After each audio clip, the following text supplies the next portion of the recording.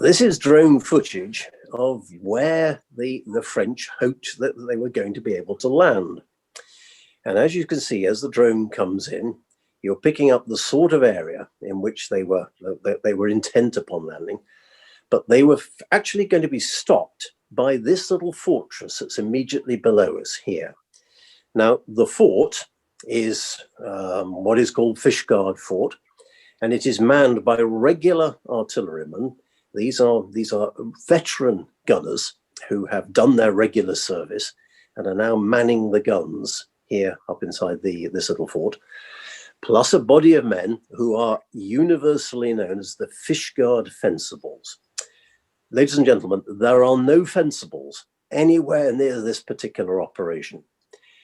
For some reason, I suppose the alliteration of Fishguard and Fencibles appeals to people that aren't perhaps as rigorous with their history as they might be. In point of fact, these are not fencibles at all. They are volunteers. But nonetheless, these are part-time troops who answer the call to arms, but rather than looking like sort of Arthur Lowe and John Le Mesurier when they're actually turned out, they look pretty good. They wear scarlet, they're reasonably well armed, but they are a part-time home defense force. Actually, their full title is the Fishguard and Newport Volunteer Infantry. They, in concert with the gunners that I have just been describing, man the fort that looks out over Fishguard. And the trouble is that when the French start sailing up the coast, this is their aim just here. This is their target. So beyond the fort into this little bay that we're just looking at the moment, the French intend to get in there with this modest little convoy of 3 men of war, a lugger, and by now 1 or 2 little bits of captured English/Welsh shipping. And then they're going to put their troops ashore in what is ideally, you'll just see the camera panning around now, what is an ideal little harbour. However, the lugger is sent out in advance of the rest of the ships with the invasion force.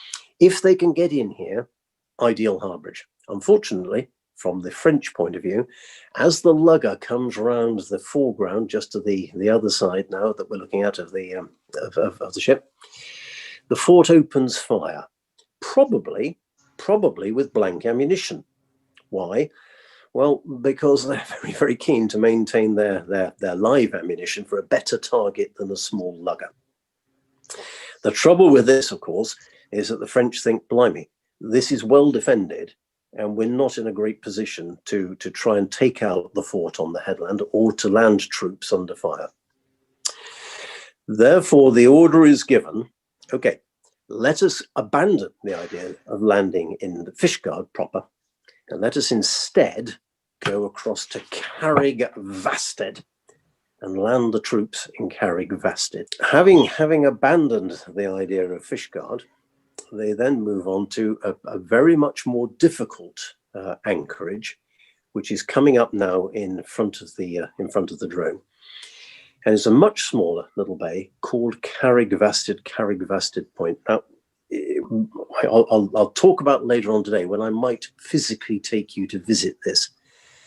But the little landing point is immediately in front of you now, and that is dominated by the high ground all around, and then further in the Pencaire Peninsula, of which we'll be talking about a bit more at the moment. And up on the high ground, there is quite an interesting little memorial stone, which to this day marks exactly where the French came ashore. Now, this is it. This is their little landing point. And just up there, you can see the drones coming in closer to see the memorial stone. If you had stood up there where the memorial stone is, you would have seen 3 French ships of the line that were coming in hard there. Those ships of the line, under Commodore Castanier, the Vengeance, the Resistance, and the Constance, plus the lugger, putting ashore about 12 to 1,400 troops in this very inhospitable little area here.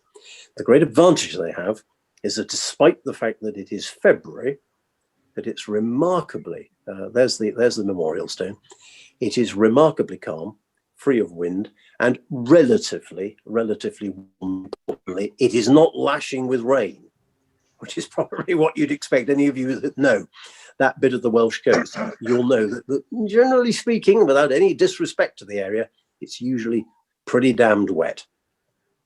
Now, on the 22nd, then, in the sort of daylight hours of the 22nd, coming in towards the evening, the French ships pull ashore into this little bay, and they start to disembark their troops into what's a pretty damn good scramble, as you can see, up these very, very steep cliffs around the landing point.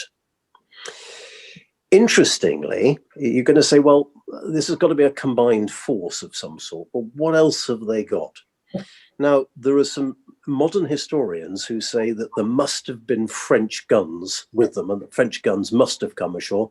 Perhaps the guns are chucked into the bay. We don't know. We're never quite sure on this one. Why do they say this? Well, because the Légion Noire and the Grenadiers are carrying, without doubt, they're carrying gunners' tools. Now, what's a gunner's tool? Well, a rammer, igniters, the other various nails that they need to keep open the touch holes, the worms and other bits and pieces. They are found that they're bringing these gunners' tools ashore. Now, I would be reasonably sure that they have no guns with them, that they do have gunners' tools because they plan to capture artillery. And having captured that artillery, certainly the gunners' tools will be absent or broken up, so they've got their own kit with them. Nonetheless, this is pretty ambitious. A small number of troops, no artillery, no cavalry, and you'll say, well, that's okay because you've got the maritime artillery in the shape of the 3 warships who can support them from the coast. Well, wrong answer, because Commodore Castanier, being quite clear that the Royal Navy are going to be on his tail in no time at all, despite the fact that he has captured a number of small boats and ships and whatever, and either scuttled them or kept them under his guns.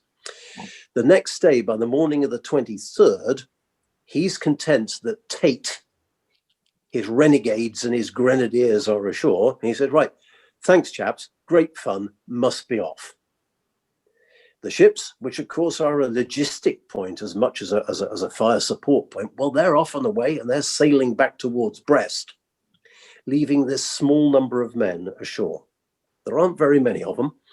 And of course, once they get ashore, the first thing they do is they set about the various homestead and civilian establishments, which are all jumping with barrels of brandy, barrels of port, etc., from recent shipwrecks along the Pembrokeshire coast. And these lads immediately resort to doing what soldiers do best, drinking themselves into a stupor and carrying out all sorts of depredations against the local population. One of the farms to this day has a grandfather clock inside the farm to this day, which, as the French are in wrecking and looting the farm, the clock strikes. The French are so alarmed that they shoot the clock. And therefore, I say, to this day, a farm called Trehal, you can still see the clock with a French musket ball through it, as these now increasingly drunken and forlorn Frenchmen begin to wonder exactly what they've embarked upon. Now, one of the great stories revolves around the little parish church of Llanunda, which you can see just below you.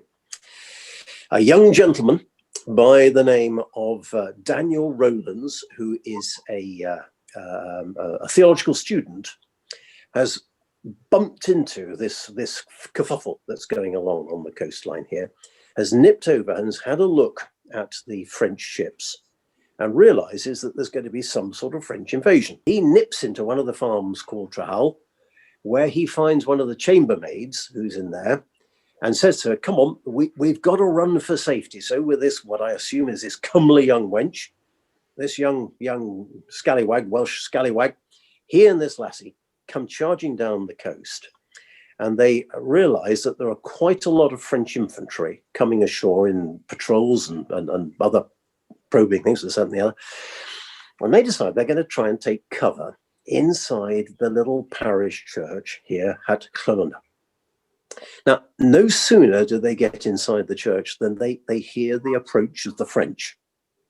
And so inside, sorry, I can't show you the inside of the church, but inside the church, there's a priest hole. And your man Rowlands and his lady friend get inside the priest hole. Okay, I know what you're thinking. Please reserve those thoughts for later.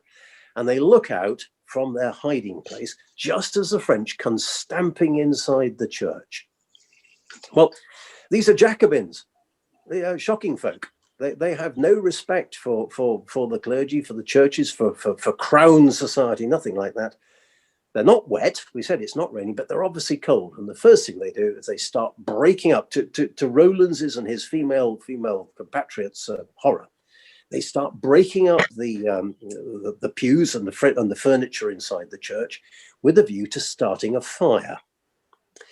Now, this next bit is absolutely extraordinary, because I've been lucky enough to go into the parish church. I'm not being in any way disrespectful. There's nothing terribly interesting inside the church. It's quite bare of memorials, etc. The priest hole is still there, but Rolands and his pal see the French picking up a Bible or a number of Bibles and tearing the leaves out of the Bibles in order to try and create kindling to get the fire going, to warm them inside the church. Well, here they are. They don't care about churches. They don't care about the local produce. They'll shoot the clocks. They'll steal the wine. They'll make off with the silver. Rapidly, Tate's command, I take it back on, Tate's command is descending into chaos in his little bit of cold Welsh headland, whilst the security forces, as we would probably now call them, are massing down in Manorowin and Fishguard, just a couple of miles away from the church that we're looking at the moment. The forces of the Crown are now massing. The Lord Lieutenant, Lord Milford, realizes, has now been told that there's been a French invasion. They're not quite sure about the size of them.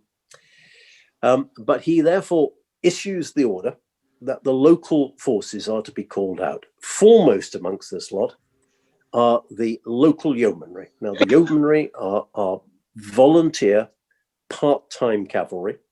There are two troops of the yeomanry, one to the west of Fishguard, one to the east, and they are under the command of Lord Corder, who is their commanding officer. One of these troops, happily, is at a funeral of one of their comrades, and therefore they're in uniform, their horses are to hand, they're ready, and they're able and ready to equip. And they come belting out from two directions down towards Fishguard. At the same time, Lieutenant Colonel Knox embodies his volunteers. Now, what does that mean? Well, Colonel Knox is no more a colonel, frankly, than I'm a Frenchman. What he is a civilian gentleman who has been given a body of volunteer infantry to command because he's a gentleman, he's part of the gentry. But nonetheless, he gives the signal for the volunteers to stand to. What's the signal? Well, just like Captain Mannering's time, this is the ringing of the church bells. And therefore, the volunteers don their uniform and they begin to rendezvous at Fishguard Fort, which we looked at earlier on. So yeomanry coming in from two directions, volunteers massing down inside the fort.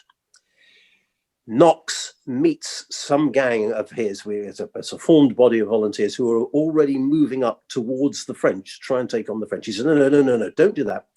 Concentration of force, lads, remember. Let's get ourselves back to the fort where we will get ourselves into better order and then move against the French.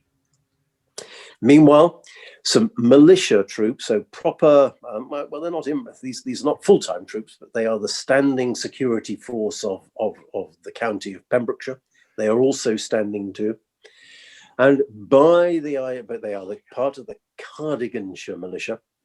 And by the 23rd, so the last flight on the 23rd, difficult to know the numbers, but probably no more than about 600 red coats, blue coats from the yeomanry are forming up in and around the environs of Fishguard and are ready to move against the French. Now, Knox suddenly gets cold feet. He orders the gunners inside the fort to spike their guns. And they say, no, we're not going to spike the guns. We'll break up the gunners' tools, as the earlier reference. Lord Corder, however, recalls him to his duty and says, right, get a grip of yourself, get a grip of your volunteers, because we are moving out this evening against the French. It's getting dark now, and 18th and 19th century troops don't operate at night time. This high ground is where the French are. And moving along, this is part of Fishguard called Goodwick or Goodick. I'm not quite sure how you pronounce it. It doesn't matter. But Corder leads his volunteers up these narrow country lanes. Remarkably, I mean, it seems extraordinary, but he's got drums beating and fifes shrilling as he moves up the country lanes. There's a little bump with the French by the yeomanry. They see some French off in a place called Manorowin, just short of the objective.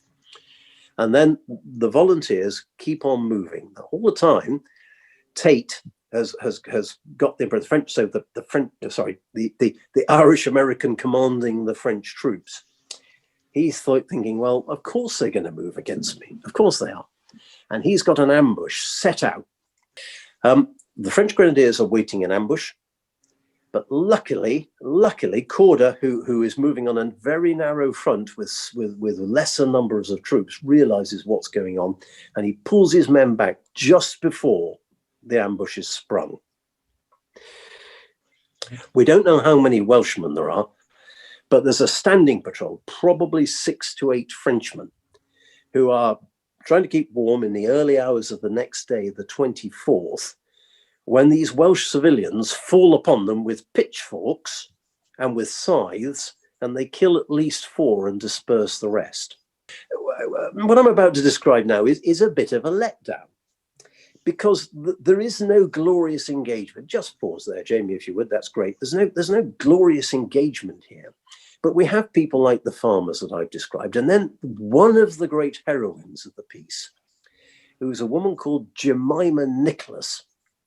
She, who is the local town cobbler, she comes in the next morning with probably, we're not quite sure, but up to 12 French prisoners that she's come in with her pitchfork, ready to stick this lot up the bum if they get out of hand.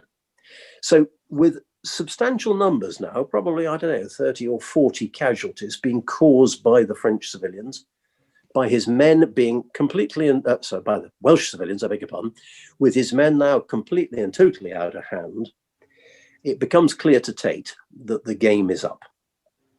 And so the next morning, as light comes on the 24th, he sends down 1 or 2 of his Irish officers who can clearly speak English into the town to try and find out, under a flag of truce, I'm so sorry, to try and find out. An officer called Lebrun is commanding this little patrol. Down they go to try and find out where the various commanders are. But they meet the Crown forces in a building that we're going to see very shortly, which is now called the Royal Oak. There are several parleys here inside the Royal Oak, which I should add is not called the Royal Oak at the time. It is simply an anonymous building. It's not a pub. It's not called the Royal Oak. I'll return to that in a moment.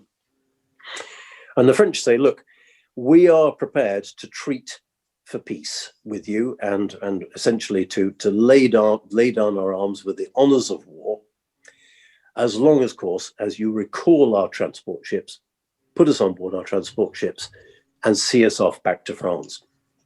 To which Corder and the troops say, I'm frightfully sorry, but that's not our plan. Our plan is very simple. Unconditional surrender, you horrid Frenchmen. You are to come down tomorrow morning, later on today rather, with your hands in the air, hand in your weapons, and get off British soil, not of your own volition, but at the point of the bayonet. We're going to make you prisoners of war. And the French say, well, we're in a very strong position up here on the hilltop. Corder and his blokes say, no, you're not. You're all drunk. You're marauding around the place. There's a strong smell of onions. We know exactly what you're up to. You've had it. You're finished. Over and out. It's surrender, or with my dozens of troops, we're going to fall upon you and put you to the sword. Now, one of the great rumors is that the Welsh women of Fishguard are told to turn up in their red shawls and their tall black hats and to simulate British infantry at a distance, and that Tate, by all accounts, sees this lot and thinks, my God, they've got hundreds and tens of thousands of troops. We're all going to die. I don't think that's true. It doesn't matter. It's a great story. probably what is true is that Jemima Nicholas, whom we've been talking about so far, that story grows and grows and grows and grows and has turned into this folklore of today. Really, by just after lunch, sometime on the 24th, the French have had enough. They come trooping down from the high ground. They go back to Goodick, where which we've passed Goodick, and they march onto the sands at Goodick. They lay down their weapons.